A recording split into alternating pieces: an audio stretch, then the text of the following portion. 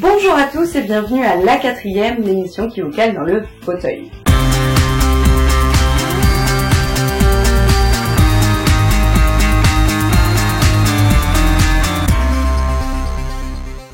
Avant d'attaquer la rubrique de la semaine qui sera une spéciale adaptation, ce n'est pas moins de 5 livres que je vais vous présenter cette semaine et je vais aussi vous parler des 2 films que je suis allée voir. On commence donc avec le tome 3 de la sélection, L'élu. Et bien voilà, la saga touche à sa fin et je dois vous avouer que j'en suis assez contente. Dans le premier opus, c'est vraiment la sélection qui était mise en avant, contrairement à la politique qu'on retrouvait assez peu. Dans le second tome, par contre, ils étaient tous les deux omniprésents, vraiment de façon égale. Pour le coup, ce tome 3 est donc assez différent car c'est la politique qui est mise en avant au détriment de la sélection. Alors attention, quand je dis au détriment, ça n'est pas négatif car il faut savoir que justement, en voyant tout ce côté politique, l'importance que ça a, on comprend justement bien mieux l'enjeu de la sélection. Ce qui m'a le plus dérangé dans ce tome, c'est sa fin, car on voit bien l'intention de l'auteur de ne pas faire quelque chose de fleur bleue. Il y a quand même certains éléments assez dramatiques, mais en soi, je trouve qu'il manque un truc et c'est justement trop fleur bleue à mon goût. Malgré ça, c'est donc une jolie fin que nous offre Kyrakas. Et si vous ne connaissez pas encore la saga, je vous invite fortement à la découvrir, car ce n'est pas juste une simple romance, il y a vraiment tout un univers autour, et elle est vraiment géniale. On continue avec le premier tome de la saga Les filles au chocolat, Cœur cerise. Le livre se lit vraiment très facilement, les personnages sont très attachants, et j'aime beaucoup le principe qu'on découvre chacune des sœurs au fil des tomes. Elles ont en effet chacune un caractère bien spécifique, elles ont des âges différents et des quotidiens qui leur sont propres, et donc même si on évolue toujours au sein de la même histoire, on aura à chaque fois des points de vue bien différents. Le point négatif serait certainement sa fin, où je suis assez déçue dans le sens où je trouve qu'il manque un petit quelque chose. Pour moi, ce n'est pas une vraie fin. Je n'en ai pas moins envie de lire la suite de l'histoire des filles de la boîte de chocolat, car c'est quand même un style très agréable à lire, ça se lit rapidement, les personnages sont donc attachants. C'est, voilà, une lecture pas prise de tête et en plus qui est pleine de douceur. Passons maintenant à ma 3e lecture qui est Et puis après de Katie Williams. On a ici une bonne représentation de ce que peut être le quotidien à l'école, de ce que vivent au jour le jour les élèves, que ce soit les populaires, les sportifs, les geeks, les fumeurs et tous les autres. J'ai aussi beaucoup aimé le fait qu'il y ait des retournements de situation, que les rôles soient inversés et donc que les personnages en tirent quelques leçons. Il est aussi intéressant de suivre le parcours de Paige qui essaye de rétablir la vérité quant à sa mort, car en fait on se rend compte au fur et à mesure que l'histoire va bien au-delà des apparences. Et encore une fois, le point négatif sera la fin, parce que vraiment, là, je me suis dit, quoi, on arrive à ça, c'est pas possible, ça fait limite fin, je savais pas trop quoi faire, donc j'ai fait ça, voilà, et démerdez-vous avec ça. S'il y avait à la limite une suite, je dirais pourquoi pas, parce que ça pourrait être vraiment intéressant de voir donc la suite, mais a priori c'est un one-shot, donc là je reste vraiment sur ma fin. Malgré donc ça, il y a aussi 2-3 éléments qui n'ont pas non plus convaincu, mais dont je ne préfère pas vous parler. J'ai quand même apprécié cette lecture qui est assez prenante et qui se lit rapidement. Pour ma lecture suivante, il s'agit de la suite de Dublin Street, London Road. J'ai beaucoup aimé le couple principal parce qu'ils ont une vraie histoire tous les deux. Ils ont un passif et un quotidien qui peut arriver à monsieur et madame tout le monde. On a d'un côté Johanna qui se débat dans son quotidien, qui doit s'occuper de son petit frère principalement, et j'ai vraiment été touchée par sa situation, et on comprend aussi au fur et à mesure pourquoi est-ce qu'elle recherche plutôt la compagnie des hommes riches. Pour ce qui est de Cameron, je préfère vous laisser le découvrir, mais je peux quand même vous en dire qu'il sait autant se comporter comme un abruti que comme un grand romantique, et donc le monsieur tatoué a vraiment du potentiel. Autant j'ai adoré la première partie du roman, autant la seconde partie m'a vraiment lassée, parce que Johanna passe son temps à dire qu'elle n'est pas assez bien pour Cameron, qu'elle n'est pas assez bien pour vivre une vraie histoire, qu'elle n'est pas assez bien pour tout. Au bout d'un moment, c'est assez lassant parce qu'elle a quand même des preuves que oui, elle vaut quand même mieux que ce qu'elle pense. Donc au bout d'un moment, j'aurais aimé quand même que le personnage évolue. Évidemment, on a quand même une très jolie finalité et j'ai quand même vraiment apprécié le livre dans son ensemble. je suis quand même bien convaincue par le couple et surtout par Cameron, comme vous l'aurez compris. À noter quand même que je n'ai pas lu le premier tome d'abord et même si on retrouve le couple de Dublin Street dans ce tome-ci, ce n'est pas gênant, je n'ai pas eu l'impression d'avoir manqué des informations primordiales, donc certes ça spoil un peu, mais ça n'est pas gênant. Et on termine donc avec cette dernière lecture qui est Histoire secrète, un tome en complément de la saga La Sélection. Vous retrouverez donc dans ce tome une nouvelle inédite sur Maxon, une autre sur Aspen, suivie d'un petit entretien avec Kirakas, l'arbre généalogique des principaux personnages, la liste complète des sélectionnés, la description des castes, ainsi que la playlist officielle de la sélection. J'ai vraiment beaucoup aimé la nouvelle sur Maxon parce qu'on découvre ce qu'il pense avant la sélection et lors de sa première rencontre avec America. Par contre, j'ai beaucoup moins aimé la nouvelle avec Aspen parce que je trouve qu'elle recoupe un peu trop les livres.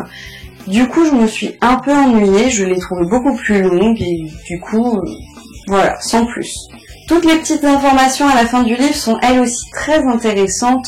Ça permet vraiment de mieux comprendre la saga en elle-même, les castes, l'arbre généalogique. C'est vraiment sympa de voir tout ça d'un point de vue extérieur. Et évidemment, je trouve que la playlist est une bonne idée. Ça permet d'être vraiment dans l'ambiance quand on lit la saga. Si vous avez aimé la saga ou si vous avez au moins lu jusqu'au tome 2, je vous conseille donc de vous plonger dans ce tome-ci qui complète parfaitement la trilogie. Et ma lecture en cours, c'est le premier tome de la saga Ellie de Joël Charbonneau. Suivra ensuite le fameux Hors de portée de Georgia Caldera que j'ai vraiment hâte de découvrir. Alors qu'ai-je vu au cinéma? Eh bien tout d'abord je suis allée voir Transformers, l'âge de l'extinction. Malheureusement je n'ai pas été vraiment convaincue par ce nouvel opus qui se passe 5 ans après la trilogie initiale et que j'ai trouvé too much. Pour le coup c'est vraiment du gros film d'action, on a beaucoup de grosses scènes de baston, sauf qu'au bout d'un moment, après plus de 2 heures de film, on commence à se demander où est la fin, quelle sera la dernière scène de baston. J'avais vraiment envie que ça se termine, j'en avais juste marre. Il y a aussi plusieurs petits loupés, je trouve notamment avec l'humour qu'ils ont essayé d'intégrer à l'histoire et qui ne fonctionne pas, ce n'est juste pas drôle, il y a des comiques de répétition, des scènes où oui on sent l'intention, c'est censé être drôle mais non ça ne l'est pas. Et la fin, c'est cucu à mort. Alors là pas possible. 2 petits points quand même que j'ai appréciés et c'est tout d'abord de retrouver Mark Wahlberg qui est quand même un acteur qui vend bien du rêve. Le deuxième point c'est le petit fil rouge avec la première trilogie. Je ne vous le dirai pas, je vous laisse découvrir de quoi il s'agit, mais en tout cas ça fait plaisir de le voir. Ce 4e opus est donc un bon film d'action, les effets spéciaux sont quand même bien faits. Voilà, ça reste un film de divertissement mais sans plus.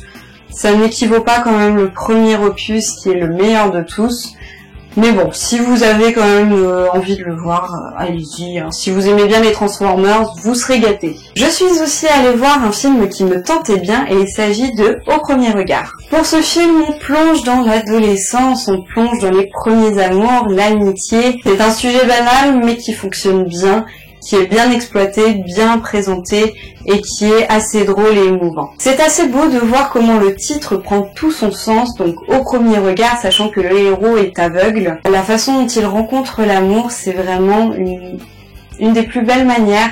Ils apprennent à se connaître et la finalité du film est toute mignonne. Je vous recommande donc fortement cette jolie romance d'adolescent qui en plus, même si elle est en VO brésilienne, n'est pas gênante outre mesure, car au bout d'un moment on commence même à retrouver certains mots, à les reconnaître, donc l'intention est là, on a quand même les bonnes intonations des personnages, c'est très mignon, allez-y.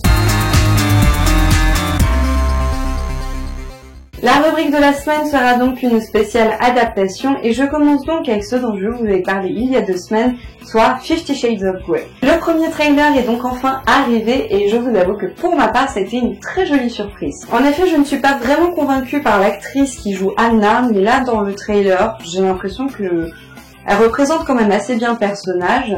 Après pour ce qui est de Jamie Dornan, j'avais déjà aucun doute sur lui, là ça s'est confirmé, je suis très contente et j'ai vraiment hâte de le voir. En plus de pas mal de scènes clés comme l'ascenseur, l'interview, on a aussi un petit aperçu de la chambre rouge de la douleur et je sens que ça va quand même être caliente.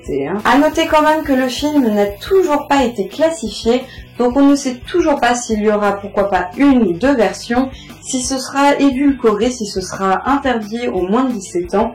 Ça reste à voir. On enchaîne sur Hunger Games qui continue sa promotion. On a donc eu les 2 portraits animés de Peeta et Johanna qui sont très représentatifs du Capitole, mais j'ai quand même eu la petite sensation que Peeta avait l'air de s'ennuyer. En plus de ça, on a aussi eu un très beau poster de la Résistance, mais surtout nous avons eu une bande-annonce. Pour rappel, on avait eu le trailer de propagande du Capitole, suivi du trailer de propagande mais piraté par la rébellion.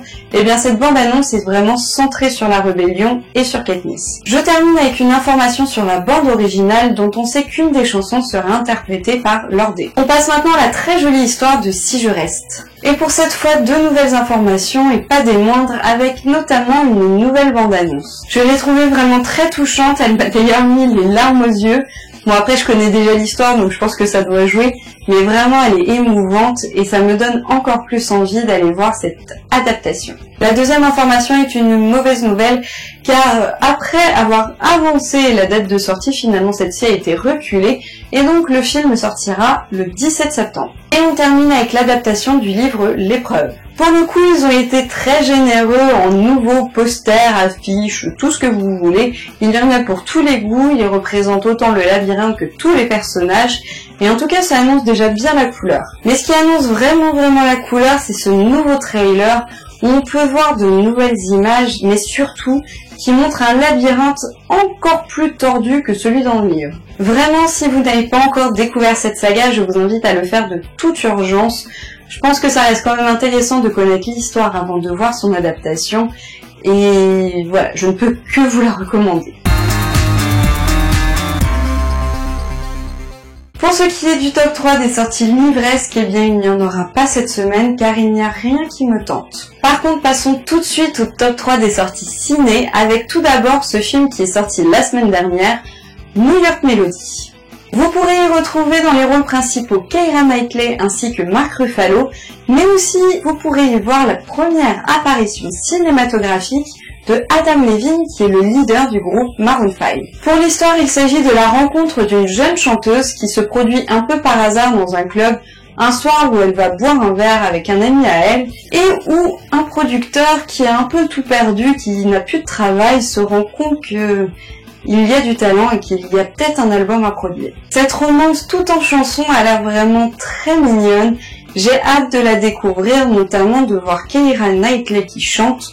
C'est aussi une grande première. Dans les films que j'ai envie de voir, il y a aussi le fameux et pas des moindres Lucie de Luc Besson. C'est vraiment la grosse sortie de la semaine et j'ai plus que hâte de la découvrir, avec notamment Scarlett Johansson et Morgan Freeman. On a ici l'histoire d'une jeune étudiante de 25 ans qui se retrouve mêlée à tout un truc, on sait même pas encore quoi vraiment, mais toujours est-il qu'au lieu d'utiliser les 10% de son cerveau habituel, elle en vient à utiliser 100%. On le voit donc très bien dans la bande-annonce, ça va être quand même assez énorme.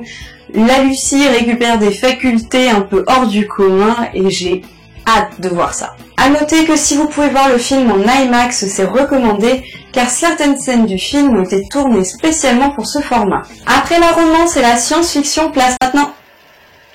Ah, on a un petit souci là. Technique. Ouais, c'est pourquoi? Mais t'es qui toi? Je suis Aziz, je remplace Technique, elle est en vacances. D'accord. T'as encore loupé le mémo. Enchanté Aziz. Bon, c'est quoi le problème? On a un petit souci là, je crois qu'il y a un plomb qui a sauté, tu peux aller voir s'il te plaît? Merci. Vas-y, tu peux essayer, hein? Aziz, lumière! Ah, on m'avait prévenu qu'elle était chiante, hein. on reprend. Après la romance et la science-fiction, c'est maintenant un film d'humour qui me tente vraiment et il s'agit de Nos pires voisins. Pour ce film, on retrouvera une flopée d'acteurs connus et donc notamment pas mal qu'on retrouve dans les films d'humour, mais surtout nous avons le petit Zac Efron. Pour le pitch, il s'agit d'un jeune couple qui vient d'être parent, qui vient aussi d'emménager dans une jolie banlieue, mais qui voit son quotidien un peu chamboulé quand une fraternité emménage dans la maison voisine. A priori, ça va donc être beaucoup d'humour, beaucoup de fun, Notamment parce qu'entre une fraternité et un couple d'anciens fêtards qui cherchent à se venger, ça promet. Et voilà, c'est terminé pour cette 5e édition de la 4e, et je vous invite comme à chaque fois à retrouver toutes les informations complémentaires en dessous de la vidéo. Il ne me reste plus donc qu'à vous souhaiter une bonne soirée, une bonne semaine avec de bonnes lectures, et je vous dis à la prochaine. Salut à tous!